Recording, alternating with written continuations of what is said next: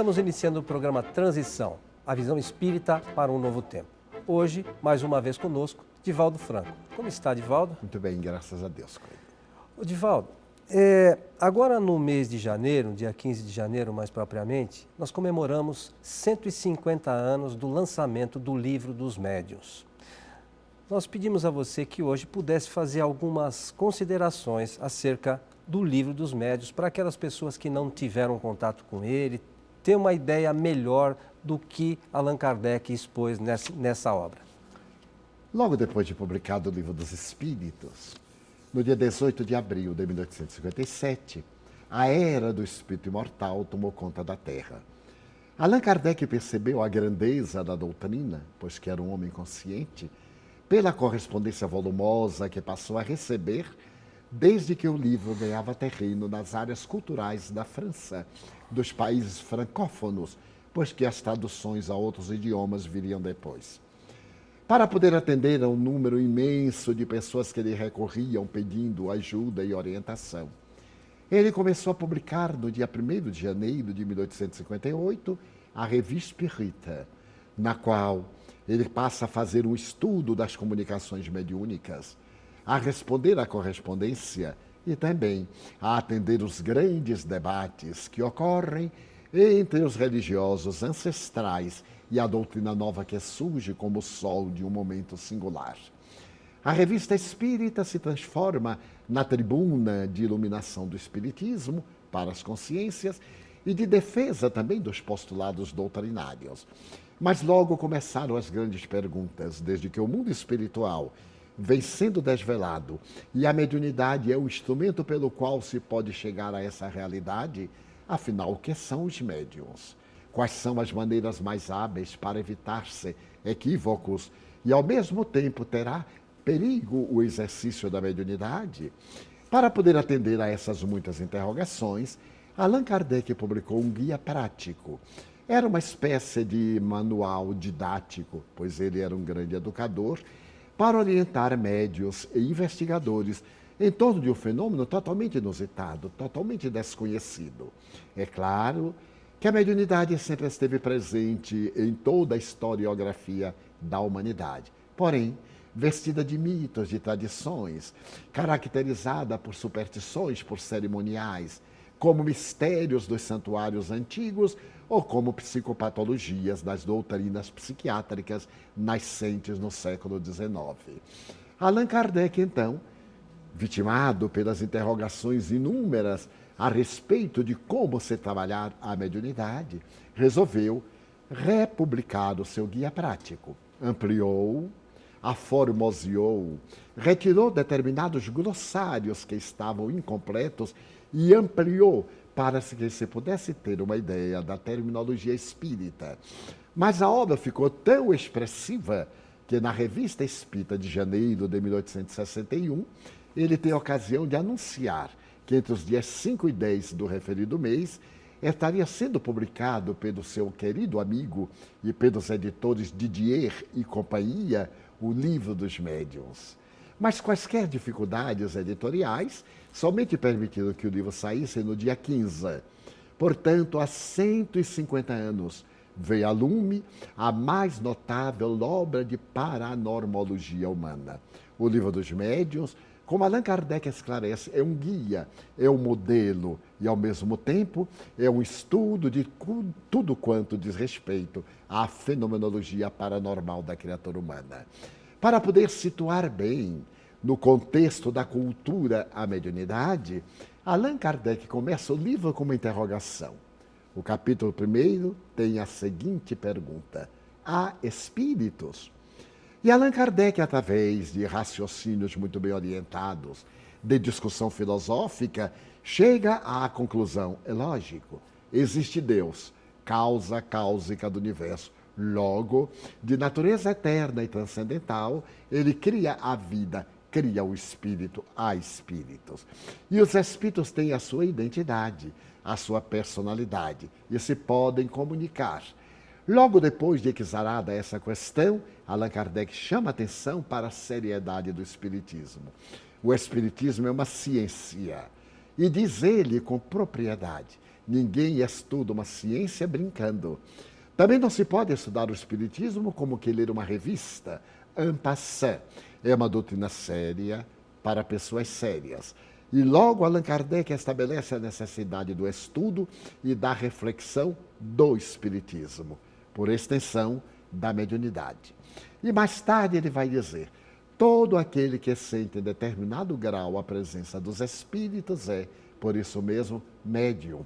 Médiuns somos todos nós, porquanto a mediunidade é orgânica. É uma faculdade inscrita no organismo, como a inteligência. É claro, a inteligência, a mediunidade, as aptidões culturais e artísticas, a memória, são do espírito, que imprimem nas células do cérebro, dos neurônios, no sistema nervoso central, nas glândulas endócrinas. É, portanto, uma faculdade orgânica, que para ser exercida deve ser realizada cristamente, santamente, pelo alto significado de que se reveste a própria mediunidade. Então, a mediunidade divide ele em dois aspectos: os fenômenos naturais e aquela mediunidade mais ostensiva.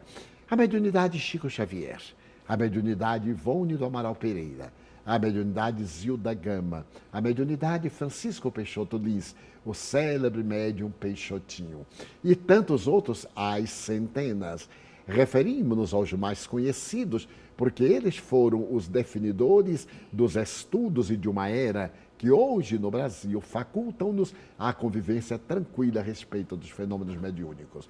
Desde crianças, que a sua existência, a de cada um, foi caracterizada pela interferência dos espíritos. Portanto, são médiuns ostensivos. E aqueles outros que podem, através do exercício, da meditação, através da oração, da prática do bem, desenvolver essa aptidão orgânica que tem sede no espírito para poder entrar em contato com o mundo transcendental. Então, Allan Kardec definiu em um livro dos médiuns que a mediunidade poderia ser de efeitos intelectuais e efeitos materiais. Por exemplo, as materializações, que nós denominamos tecnicamente como ectoplasmias, porque são fenômenos do ectoplasma. Esta substância que reveste a parte exterior da célula. Ectos, em grego, fora. O plasma, uma das três partes constitutivas da célula. Os fenômenos de bilocação. Eurípides Bassanulfo estava no seu laboratório em Sacramento e aparece no lugar, atendendo a uma gestante que estava para dar à luz, e ele faz o parto. Santo Antônio de Pádua, que se encontrava numa cidade e vai defender o pai, aparecendo diante do tribunal, pai que estava sendo acusado de um crime que não havia perpetrado. E outros tantos notáveis, como Chico Xavier, em um episódio extraordinário, quando recebeu o título de cidadão de Belo Horizonte, e estando ele na sede da União Espírita Mineira, um homem aturdido e embriagado sobe os degraus e avança na sua direção, criando uma situação embaraçosa. Poucos minutos depois, entra a polícia. E ao chegar perto para retirar o cidadão inconveniente, olham para Chico e surpreendem-se. Como? Ele esteve ali na exposição, que era um edifício próximo, e chamou-nos. Então, são fenômenos de bilocação, em que o espírito pode apresentar-se no lugar e materializar-se, tornar-se tangível. Fenômenos mediúnicos de efeitos materiais. Os intelectuais, a psicografia, a incorporação. Os fenômenos de natureza pictórica, psicopictografia, de pintura, musical. Os fenômenos da clarividência, da clareaudiência. Os fenômenos dos sonhos premonitórios e todos eles. Então, Allan Kardec estuda cada peculiaridade mediúnica, nesse elenco notável de manifestações, porque cada mediunidade exerce uma função precípua. A mediunidade de cura, na qual o médium deve ser um exemplo de saúde moral, para que as entidades venerandas dele se utilizem, retirando-lhe as energias saudáveis, que são manipuladas com o fluido cósmico, para beneficiar aqueles que têm necessidades. A mediunidade infantil, a mediunidade nas crianças, como fazermos? Porque já que a mediunidade é um fenômeno normal, aqueles médiuns ostensivos, a partir dos 2, 3 anos, apresentam na infância. Então são fenômenos turbulentos, os pesadelos, a inquietação, a irritabilidade, as noites terríveis dessas crianças e seus pais. Como fazer? Desenvolver a mediunidade? De maneira nenhuma. A criança não dispõe de mecanismos defensivos. Então, Allan Kardec orienta-nos uma terapia, a terapia dos passes, da água fluidificada, a terapia psíquica, a conversação, a prece, o apoio. Mas por que isto ocorre? Porque os médiuns, em geral, não somos missionários. Somos espíritos em provas, em rudes provas, carregando a carga tremenda dos nossos deslizes e débitos de outras existências. Então aqueles inimigos vêm e cobram-nos. A criança é somente infantil no corpo. O espírito que ali se encontra já teve muitas experiências, talvez milenárias. Mas a criança nos provoca ternura, apoio pela falta de mecanismos defensivos e de autoproteção. Os pais deverão levá-las à casa espírita, matriculá-las no estudo infanto-juvenil da doutrina, para que numa outra psicosfera reabasteçam-se e defendam-se a mediunidade nos animais. Mas também um outro capítulo, os riscos da mediunidade. Porque sendo uma faculdade paranormal, é sempre uma faculdade em risco, porque de acordo com a conduta do médium, irá atrair espíritos do mesmo nível ético-moral, intelectual, de natureza sociológica, podendo criar situações profundamente embaraçosas, as obsessões. As obsessões são talvez o capítulo mais devastador do exercício ou não da mediunidade. Porque o indivíduo sendo médium e não desenvolvendo, não educando, não estabelecendo paradigmas de conduta mediúnica, irá sofrer tremendamente a invasão psíquica das entidades inimigas e dos inimigos do bem, que se comprazem em gerar situações embaraçosas.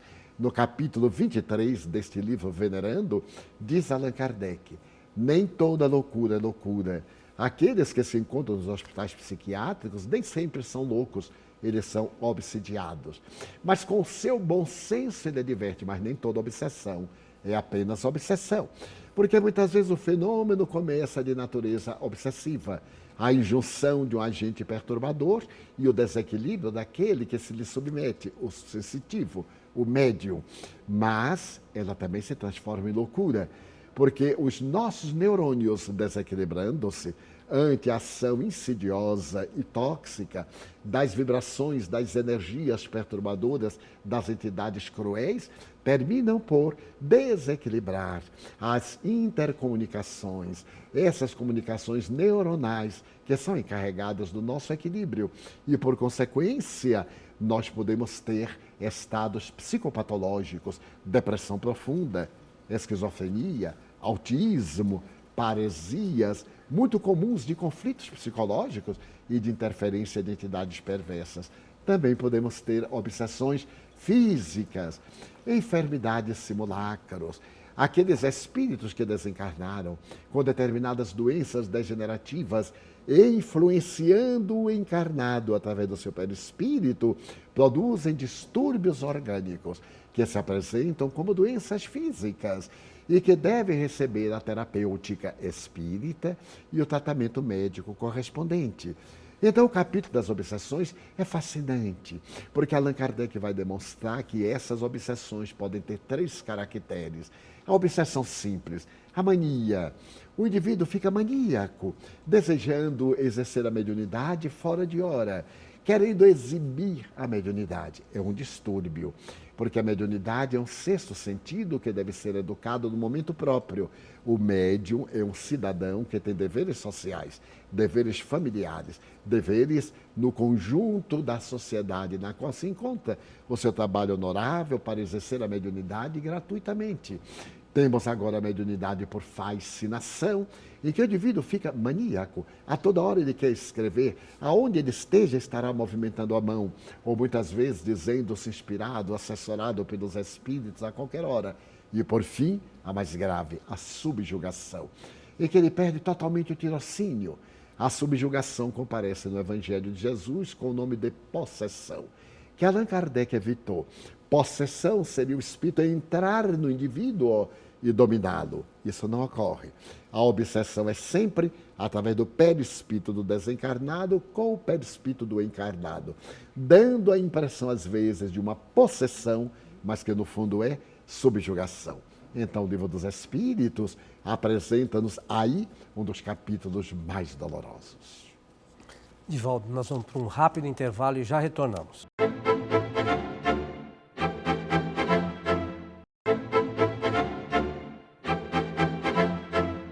Estamos de volta com o programa Transição, a visão espírita para um novo tempo. Hoje estamos com Divaldo Franco comentando sobre o lançamento, os 150 anos, melhor dizendo, do Livro dos Médiuns. Divaldo, por favor. Falávamos sobre obsessão em momentos atrás. Essa obsessão pode culminar na subjugação, em que o indivíduo perde totalmente o controle das suas faculdades mentais, das suas manifestações psicológicas e também da saúde física. Porque os seus adversários, mais os adversários do bem, incorporam-se em uma batalha terrível contra as ações nobilitantes, especialmente do progresso da sociedade. Allan Kardec, com muita proficiência, também estudou a suspensão e a perda da mediunidade. Não é o fato de possuirmos uma faculdade que sejamos irretocáveis. Ela pode desaparecer. Através de Alzheimer, temos a perda da memória. Através de qualquer problema grave, temos distúrbios de comportamento intelectual. Temos as excitações, até mesmo na depressão. Sempre consideramos a depressão como a tristeza, a melancolia. Mas a euforia é o lado oposto, é também um estado de depressão. Então a mediunidade pode ser suspensa por determinação dos guias espirituais do médium que a esteja usando de maneira inválida. E para poder não complicar o seu quadro de débitos, os guias espirituais podem colocar uma interrupção e a mediunidade fica periodicamente sem exercer a sua finalidade. Mas quando se trata de uma pessoa leviana, não sentindo a presença dos espíritos, simula e vem as mistificações dolorosas.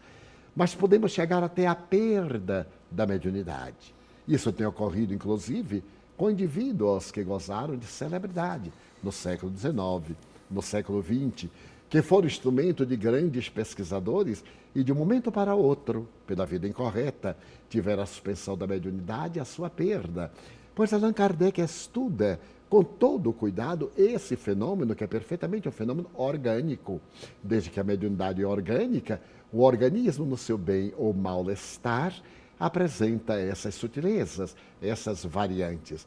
Mas Allan Kardec não ficou apenas aí. Ele foi mais adiante e estuda, através de um trabalho notável, como se deve organizar um centro espírita. E publica o Estatuto da Sociedade Parisiense de Estudos Espíritas, que ele criou e onde ele realizou um grande trabalho de pesquisa de médiuns, de estudos, para poder elaborar a codificação. Nesse trabalho notável, que é o Estatuto da Sociedade Parisiense de Estudos Espíritas, que se encontra no Livro dos Médiuns, nós vemos a gravidade das pesquisas mediúnicas. Mas Allan Kardec foi mais adiante. É muito fácil acreditarmos que espíritos venerandos estejam ao nosso alcance para qualquer frivolidade. Não é exatamente assim. Da mesma forma que na Terra temos dificuldade de manter contato com pessoas respeitáveis, com pessoas graves e portadoras de alta responsabilidade, no mundo espiritual, a questão é a mesma, para não dizer mais grave, porque a Terra é um reflexo. O mundo espiritual é o mundo causal, é o mundo modelo, é o mundo original. O nosso é uma cópia. Então, muitas vezes, os médiuns entusiasmam-se e começam a querer ser portadores de mensagens de espíritos célebres, pecando em estados que nós denominamos como anímicos, que são de autossugestão da sua própria alma, que são da presunção e muitas vezes incorrendo em mistificações de espíritos zombeteiros, que se aproveitam da sua frivolidade para poder corrompê-lo e para poder levá-lo ao ridículo. Por isso que Allan Kardec também estabelece no Livro dos Médiuns que a mediunidade nunca subirá ao palco, ao tablado das feiras, como era comum na época. Hoje, nos teatros, no cinema, na televisão, em que se vão fazer fenômenos mediúnicos para agradar a frivolidade de pessoas levianas. A mediunidade é grave e deve ser estudada gravemente. Então, Allan Kardec recomenda a criação de grupos mediúnicos sérios. E estabelece o que é um grupo mediúnico sério. Pessoas sérias, graves, pessoas responsáveis, de conduta irreprochável, se possível, de conduta moral saudável, que se estejam esforçando para serem melhores, que ainda não atingiram a perfeição, mas estão a caminho dela, como sendo a sua meta. Em que os grupos sejam pequenos, que vemos a miúde, verdadeiros espetáculos ridículos de falsa mediunidade, sessões mediúnicas públicas. Como é possível que 200, 500 pessoas possam concentrar-se? Ainda mais pessoas inábeis, de conduta irregular, atormentadas, inquietas, em uma sala repleta de indivíduos neurastênicos, com problemas nervosos, com transtornos de comportamento emocional, para poder falar-se com os espíritos, é um espetáculo circense. Não se trata de espiritismo, bem se vê, mas de pessoas levianas, permitam-me a honestidade, de pessoas irresponsáveis, que nunca leram ou sequer compulsaram as obras básicas do Espiritismo para saberem o que era o Espiritismo. O indivíduo apresenta-se como médium, e a mediunidade, como dissemos, está em todos nós. Ele pode ser um excelente médium, mas não conhecer como trabalhar isso, como ele pode ser um grande intelectual, ter um alto QI e manipular para o crime, para a hediondez, porque a faculdade é neutra. Então, Allan Kardec recomenda reuniões mediúnicas sérias, em que nós iremos reunir-nos para, sob a inspiração divina, entrarmos em contato com o mundo espiritual. Evitarmos as entidades perversas e mistificadoras. Por quê? Porque as almas que se comunicam conosco vieram da Terra. Elas levam as imperfeições da Terra, como temos cidadãos mentirosos, cidadãos fúteis, pessoas de caráter venal ou morrerem. Continuam com essas características e se comprazem muitas vezes no ridículo. Nós vemos como é fácil ridicularizar uma pessoa, levá-la ao pódio da insensatez e muitas vezes zombar cinicamente, defraudando-lhe os valores para se comprazer. Também os espíritos mistificadores, os espíritos burlões, utilizam-se dessa frivolidade dos médiuns irresponsáveis para trazerem mensagens que não têm nenhum sentido, para poder exibir, mas exibir o quê? Uma posição irrelevante. Então, Allan Kardec, com todo cuidado, coloca nas últimas páginas do Livro dos Médiuns muitas comunicações que ele comenta. Por exemplo, uma comunicação de Chateaubriand. Chateaubriand foi um dos mais nobres escritores de língua francesa. E então ele vem dar uma mensagem comum, que poderia ser firmada por José Antônio Margarida, por qualquer pessoa. E Allan Kardec pergunta, estará esta mensagem ao nível de uma personalidade como Chateaubriand, como Napoleão Bonaparte? Somente então, diante de um volume de palavras desconexas, coloca o nome célebre. Mas então vem a mensagem de Jeanne d'Arc, a Dolce Puccelli Lorena. Então Allan Kardec vê ali o significado profundo quando Jeanne d'Arc fala do mediumato, quando o médium atinge o estado de missionário, como Chico Xavier e muitos outros, inclusive médiuns anônimos, porque não é o fato de ser importante e conhecido que dá auréola. Aliás, essa auréola é de grande responsabilidade e de perigos para o médium. Chico Xavier evitou ao máximo, mas ninguém pode impedir que o diamante brilhe ou que a estrela fulgure no velário da noite. Então, quantos médiuns humildes, de pequeninos grupos, de lugarejos, pessoas dedicadas ao bem, até curandeiros, permitam-me, que deram a sua vida na sua modesta ignorância, em que não lhe chegou a luz da doutrina espírita, consolando, guiando, orientando pessoas e atingindo um momento de plenitude. Médiuns como Eurípides Bassanufo espírita, no começo do século XX, atingir o mediumato. Então Kardec seleciona as mensagens para o estudo. Uma mensagem firmada por Jesus, E Kardec diz, vamos examinar essa mensagem. Ela tem tudo quanto Jesus dizia. E de tal forma ele aceita essa mensagem que irá transcrevê-la em O Evangelho segundo o Espiritismo mais tarde, publicado em 1864, quando diz, venho como outrora aos transviados filhos de Israel. Olha que maravilha!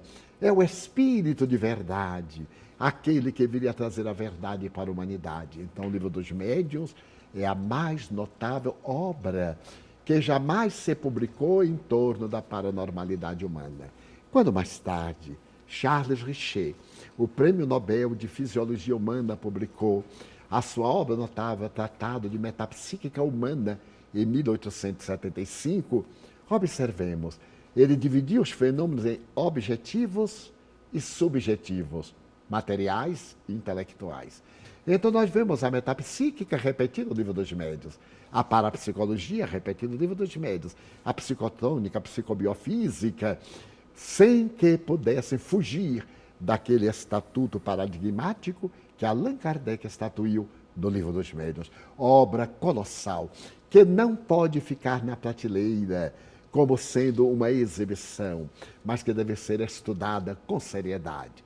Allan Kardec, depois de dizer que não se estuda uma ciência brincando, também não se estuda uma ciência como que lê um jornal, como que lê um periódico qualquer, porque a ciência exige reflexão, debate, que os centros espíritas reservem momentos especiais para o estudo do Livro dos Espíritos, a filosofia científica, para o estudo do Livro dos Médiuns, a prática da mediunidade, para que os experimentadores, os doutrinadores, dialogadores inteirem-se da gravidade, da seriedade do fenômeno mediúnico e estimulem os médiuns a conhecerem a sua própria psicologia, a estudar o seu sistema nervoso, a observar os fenômenos quando são dele próprio, anímicos, quando são de outra procedência, espirituais ou mediúnicos, para que logo depois estudem o Evangelho segundo o Espiritismo e coroem a ciência filosófica, a investigação científica, a ética moral e, prosseguindo, o céu e o inferno, para onde nós vamos depois da vida física. Quais as nossas hospedagens? Haverá um lugar acima, outro lugar abaixo? Sabemos hoje, pelo conhecimento da astronomia, que no infinito não tem alto nem baixo.